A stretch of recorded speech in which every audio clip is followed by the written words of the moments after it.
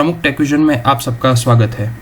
आज का टॉपिक है variables and constant in C language.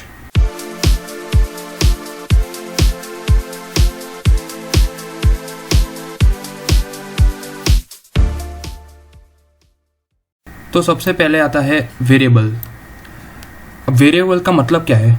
तो वेरिएबल मैथ्स में आता है कि एक होता है कांस्टेंट और दूसरा होता है वेरिएबल। वेरिएबल हम उसे कहते हैं जिसकी वैल्यू चेंज होती रहे, तो its value keeps on changing during the execution of our programme.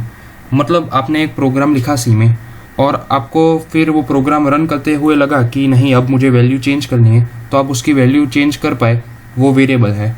और अगर ना कर पाए तो वो कांस्टेंट होगा। तो अब हम सिंपल एक एग्जांपल लेते हैं कि int a is equals to 10। अभी आपने एक एडिशन का प्रोग्राम चला दिया सी में, ठीक है, और उसमें आपने लिखा है a इज इक्वल्स टू 10। अब आपको प्रोग्राम के बीच में ऐसा लगा कि नहीं मुझे 10 नहीं चाहिए, मुझे 20 चाहिए। तो आप क्या करोगे, जहाँ पर आपने वेरिएबल डिक्लेरेशन किया होगा वहाँ पर आके int a is equals to 10 की जगह पर 20 करोगे। तो उससे क्या होगा कि जहाँ पर भी पूरे प्रोग्राम में 10 होगा वो हर एक जगह पे 20 आ जाएगा। मतलब कि पूरे प्रोग्राम में अब a इज इक्वल्स टू 10 नहीं बल्कि 20 होगा। इसलिए हमने लिखा है यहाँ पर we can change it any time. तो अब वेरिएबल के बाद आता है कांस्टेंट। अब कांस्टेंट का मतलब क्या? वेरिएबल का उल्टा, जो चेंज ना हो सके वो कांस्टेंट। तो its value remains constant throughout our program. अब कांस्टेंट्स के अंदर वापस से दो सब टॉपिक है, एक है न्यूमेरिक कांस्टेंट और दूसरा है कैरेक्टर कांस्टेंट। तो अब हम आते हैं न्यूमेरिक कांस्टेंट पे। अब न्यूमेरिक कांस्टेंट के अंदर भी उसके सब टॉपिक्स है, एक है इंटीजर कांस्टेंट, दूसरा डेसिमल, तीसरा ऑक्टल, चौथा हेक्साडेसिमल।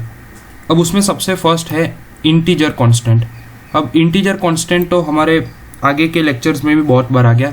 इंटीजर कांस्टेंट यानी न्यूमेरिक वैल्यूज जो हो सकती है 12, 6, 54, 26 कोई भी, लेकिन वो कांस्टेंट एक बार वो डिक्लेयर हो गई तो हो गई, फिर हम उसे चेंज नहीं कर सकते। उसके बाद आता है डेसिमल इंटीजर कांस्टेंट। अब decimal integer constant integer constant से थोड़ा अलग है। इंटीजर कांस्टेंट में हम वैल्यूज बड़ी ले सकते हैं, जैसे कि 100, 1000, 2000, 12, 54। पर डेसिमल इंटीजर कांस्टेंट में क्या होता है कि हम 0 से 9 तक की बीच में ही वैल्यू ले सकते हैं, और वो भी 0 से 9 तक की वैल्यू पॉजिटिव भी हो सकती है और नेगेटिव भी हो सकती है। वो हम पे जाता है कि हम उसे पॉजिटिव डिक्लेयर कर रहे हैं या फिर नेगेटिव डिक्लेयर कर रहे हैं। अगला है ऑक्टल इंटीजर कांस्टेंट, जिसकी वैल्यू सिर्फ 0 से 7 के बीच में है। ये थोड़ा अलग है, तो आइए इसे एक एग्जांपल से सॉल्व करते हैं। अगर आपने लिखा 56, तो 56 तो यहाँ पे 54 है, 26 है, तो वो 56 इंटीजर में नहीं हुआ। तो हाँ वो इंटीजर है, लेकिन अगर आप लिखोगे 056 लिखोगे आप, तो वो बन जाएगा ऑक्टल। अब दोनों में डिफरेंस क्या है?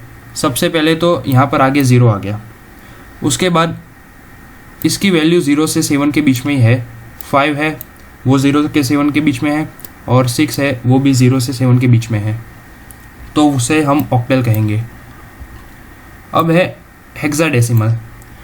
हेक्साडेसिमल वापस से डेसिमल इंटीजर की तरह 0 से 9 के बीच में, लेकिन इसके बीच में एक डिफरेंस है दोनों के बीच में, जो है यहाँ पर 0 से 9 में ले सकते हैं डिजिट्स में, और यहाँ पर कैरेक्टर भी हम स्टोर कर सकते हैं, जो है कैपिटल A से F या फिर स्मॉल a से F, जो भी लिखे, लेकिन A से F के बीच में कैपिटल या स्मॉल वो आप पे डिपेंड करता है।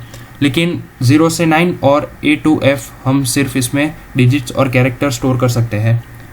इसमें भी एक ट्विस्ट है ऑक्टल की तरह, जैसे ऑक्टल में 0 आगे लिखते हैं, इसमें स्टार्टिंग होता है 0 से और उसके बाद आता है कैरेक्टर, यानी कि 0 यहाँ पर हमने लिया है x। तो अगर इसका एग्जाम्पल ले तो इसका एग्जाम्पल कुछ ऐसा आएगा, 0x करना है हमें, तो फिर उसका एग्जाम्पल आएगा 2 आ गया डिजिट्स में और f आ गया कैरेक्टर में, तो वो हो गया 2f।